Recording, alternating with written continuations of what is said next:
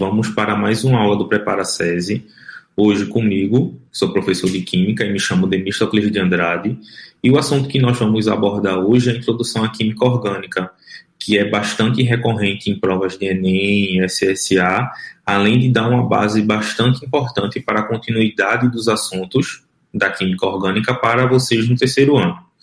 Dito isso, a Química Orgânica é a parte da química que estuda os compostos do elemento carbono, os também chamados de compostos orgânicos, que possuem propriedades bem características. A química orgânica, nós podemos dizer que o marco dela se deu através da síntese de Wöhler, que conseguiu sintetizar ureia em laboratório somente aquecendo o cianato de amônio, e através disso ele derrubou a teoria da força vital. Como assim, professor? Através dessa teoria, acreditava-se que os compostos orgânicos só poderiam ser originados através de outros compostos orgânicos, e os compostos inorgânicos só poderiam ser originados através de outros compostos inorgânicos. E através do simples aquecimento do cianato de amônio em laboratório, foi possível sintetizar a ureia. Então, através dessa síntese de Wöhler, ficou marcado que, através de um composto inorgânico, nós podemos sintetizar um composto orgânico. Como é que isso é abordado em provas? Coloquei uma questão para vocês perceberem mais ou menos como é que é cobrado. A mesma diz o seguinte: a síntese da ureia a partir de cianato de amônio, segundo a equação. Aí tem a equação, cianato de amônio, aquecimento, ureia, desenvolvida por Wöhler em 1828, foi um marco na história da química porque, letra A, provou que o sal de amônio possui estrutura interna covalente, foi a primeira síntese realizada em laboratório, demonstrou que os compostos iônicos geram substâncias moleculares quando aquecidos, se trata do primeiro caso de equilíbrio químico homogêneo descoberto, provou a possibilidade de se sintetizarem compostos orgânicos a partir de inorgânicos. Então, através do que eu disse anteriormente, nós conseguimos evidenciar que a resposta correta para essa questão é a letra E, que através da síntese de Wöhler conseguiu-se provar a possibilidade de sintetizar compostos orgânicos a partir de compostos inorgânicos. Após a explicação dessa primeira parte, que é a introdução, que geralmente os alunos deixam um pouco de lado devido a ser uma parte mais histórica, nós vamos começar a estudar o elemento químico carbono, que podemos dizer que é o principal nessa parte da química orgânica. Mas, como eu mencionei, na definição do que é química orgânica, nós vamos estudar o elemento carbono. Então, a partir disso, nós vamos agora compreender um pouco melhor o que seriam os postulados de Kekulé para o elemento químico carbono. E o primeiro deles é que o carbono é tetravalente e forma 4 ligações. Como assim, professor? O carbono, quando fazemos a distribuição eletrônica, nós percebemos que na sua camada de valência ele possui 4 elétrons. Então, logo, ele pode formar 4 ligações diferentes. E essas ligações podem ser de maneiras diferentes.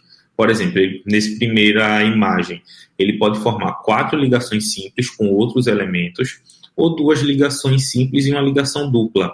E essa ligação dupla está representada por esses 2 traços, um abaixo do outro.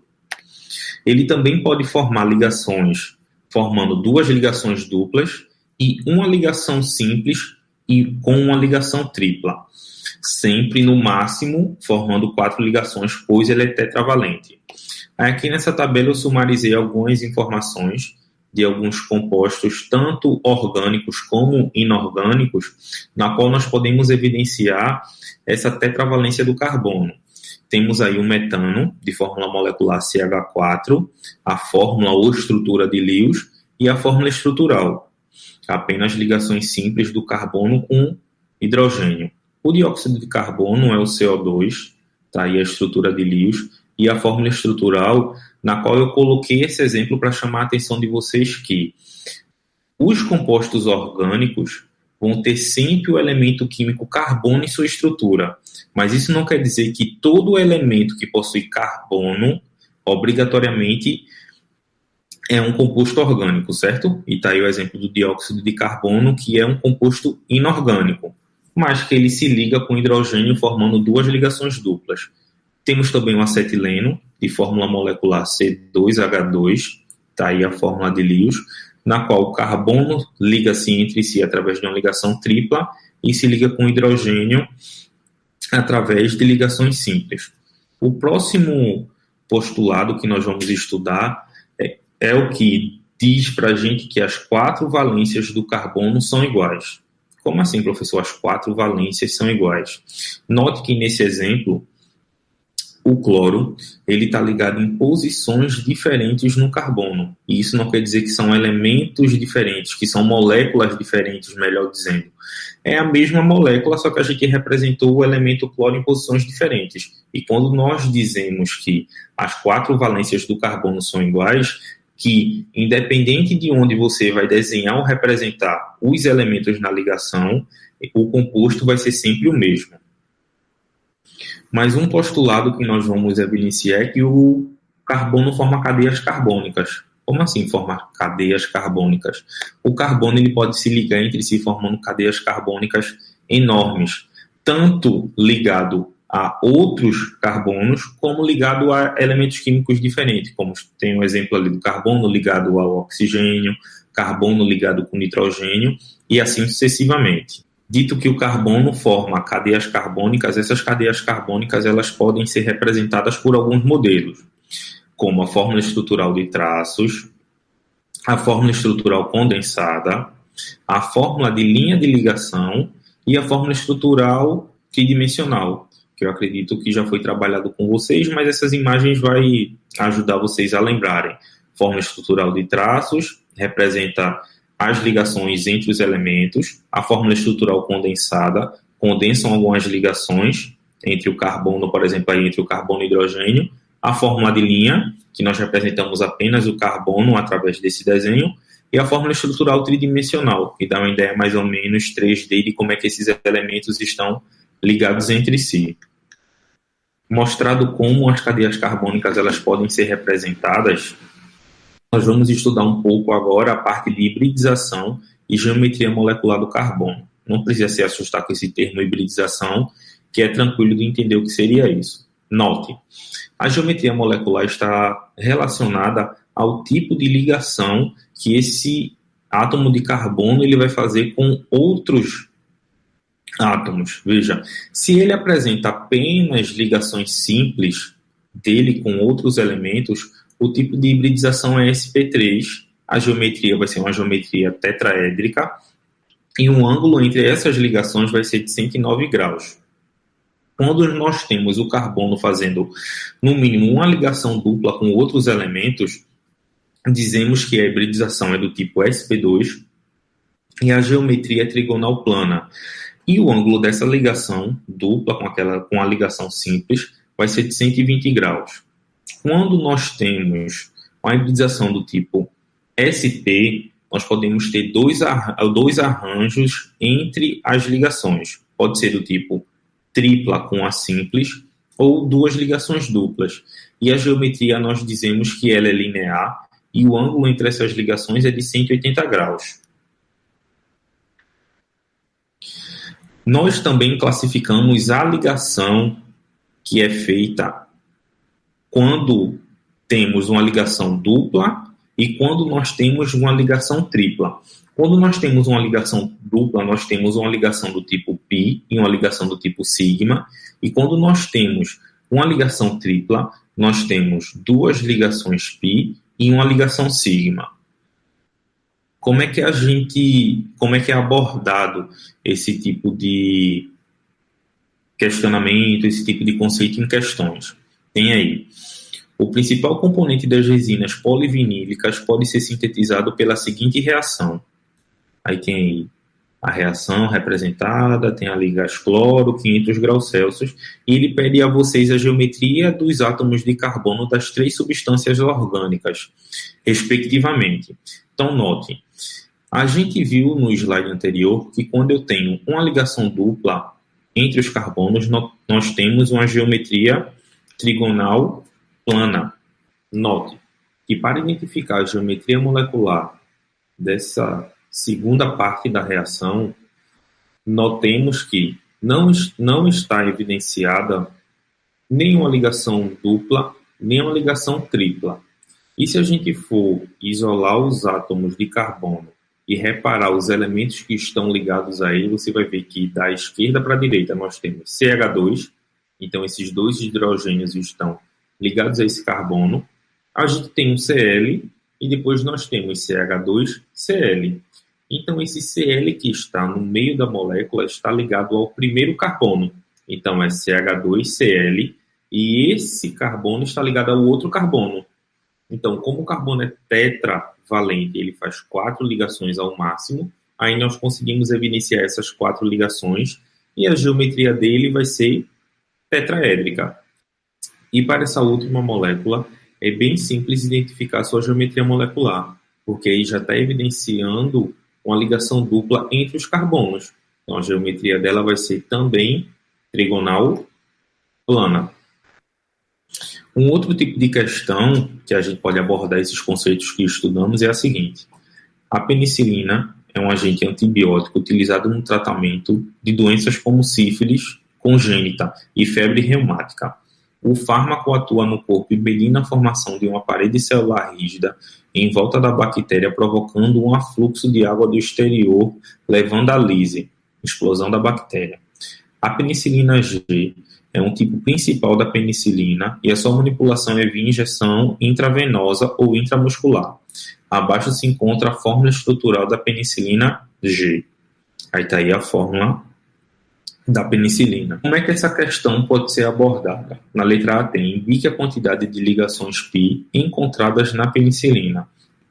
Coloquei a fórmula aqui, a estrutura da penicilina, para ajudar a gente nessa questão. Quando eu mostrei o slide de geometria e hibridização, nós vimos que o tipo de ligação, quando se trata de uma ligação dupla ou tripla, pode ser do tipo para dupla ligação, uma ligação sigma e uma ligação π, e para a tripla ligação, nós vimos que são 2 ligações π e uma ligação sigma. Na estrutura da penicilina, nós encontramos apenas ligações simples e duplas, não é evidenciado nenhuma ligação tripla. Então, para a gente totalizar a quantidade de ligações π, nós vimos que na ligação dupla nós temos uma ligação π e uma sigma. Como identificamos 6 ligações duplas na estrutura da penicilina, e nós vimos que quando existe uma ligação dupla, nela a gente classifica uma ligação como sendo π e uma ligação como sendo sigma. Se eu tenho 6 ligações duplas, eu vou ter 6 ligações π encontradas na molécula da penicilina. Na letra B tem o seguinte: determine a hibridização. A hibridização são aqueles termos que nós vimos também junto de geometria molecular: sp3, sp2 e sp. Quando nós temos hibridização do tipo sp3, o carbono só faz ligações simples com os outros elementos. E nós podemos evidenciar aí que o carbono 1, o carbono 2 e o carbono 3, ele faz ligações simples, apenas ligações simples. No carbono 1 é evidenciado apenas 2 ligações, mas nós vimos que pelo carbono ser tetravalente, ele faz 4 ligações ao máximo. E quando ele faz ligações com hidrogênio, a gente não precisa obrigatoriamente representar essas ligações. Então, no carbono 1 estão faltando 2 ligações que não estão explícitas, então a gente completa com hidrogênio. No carbono 2, nós temos as 4 ligações representadas e vimos que todas são simples.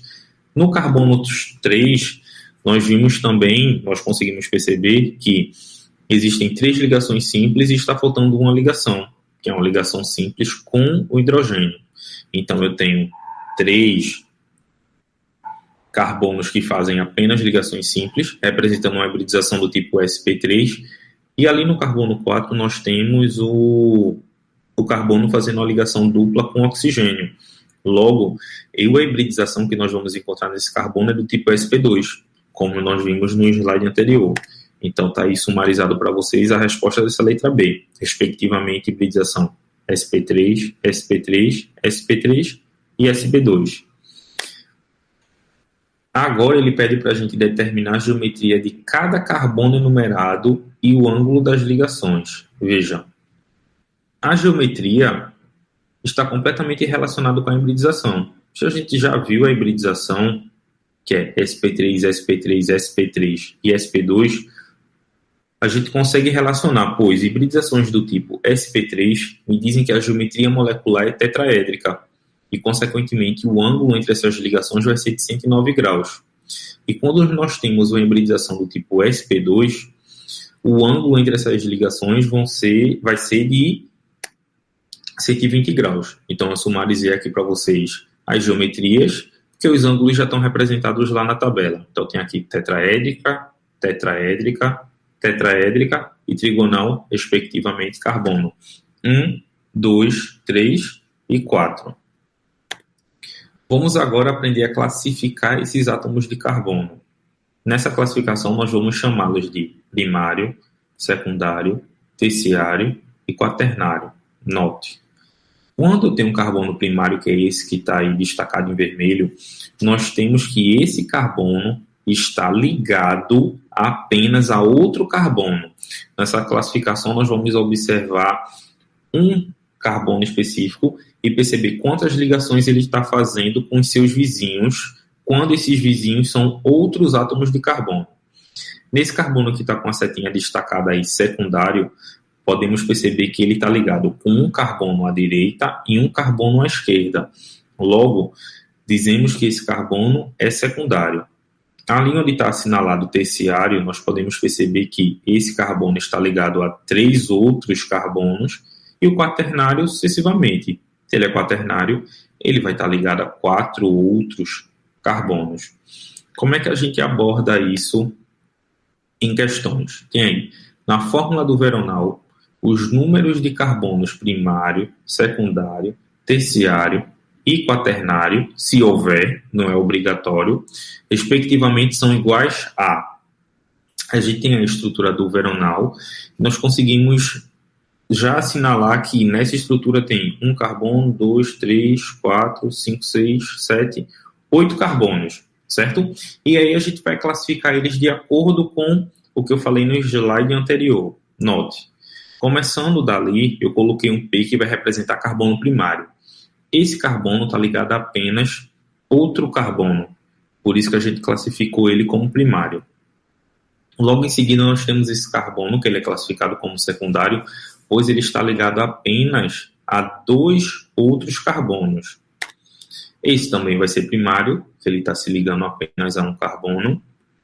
Secundário, está se ligando a 2 outros carbonos. Nós temos aqui um carbono quaternário, certo?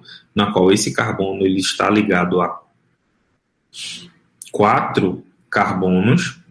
Nós temos aqui mais um carbono primário, cuidado para não confundir, esse carbono ele está ligado apenas a um outro carbono. Ele está ligado a um nitrogênio fazendo uma ligação dupla com oxigênio, mas a carbonos ele está apenas ligado a um. Do mesmo jeito, esse carbono também vai ser primário.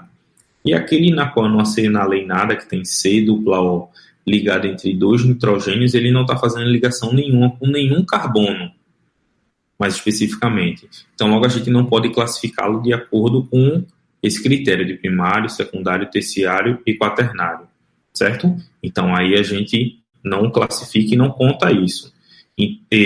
Então, nós temos 4 carbonos primários, 2 secundários e um carbono quaternário para essa estrutura do Veronal.